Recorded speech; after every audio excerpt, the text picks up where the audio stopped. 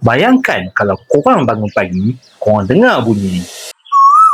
Sedap bukan? Korang tahu tak ni bunyi apa?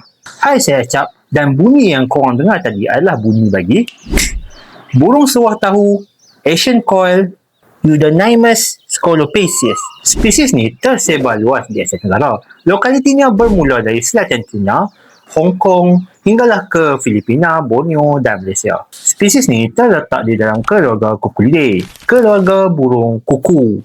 Burung ni juga boleh dikatakan sebagai burung yang besar, ekornya panjang dan memiliki mata merah. Kalau dari segi jantina pula, jantan mempunyai bulu pelepah berwarna hitam ataupun biru glossy di serata badan. Manakala untuk burung betina, di bahagian atas badannya berwarna coklat dengan tumpukan putih tak sekata. Dan di bahagian bawah badannya pula berwarna putih dengan tumpukan coklat.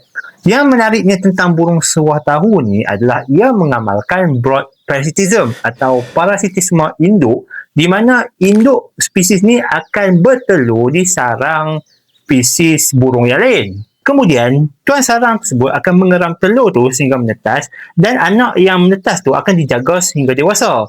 Ini terjadi tanpa pengetahuan dan kesedaran tuan sarang tersebut. Antara contoh burung yang selalu menjadi mangsa adalah burung macam burung gagak atau burung tiung. Burung seruah tahu ni adalah burung omnivore. Daya utamanya selalunya adalah buah-buahan. Tapi ia makan juga serangga, telur dan invertebrata. Jadi, sekiranya selepas ni kalau korang dengar bunyi tu-tu di waktu pagi, ketahuilah itu adalah bunyi burung seruah tahu.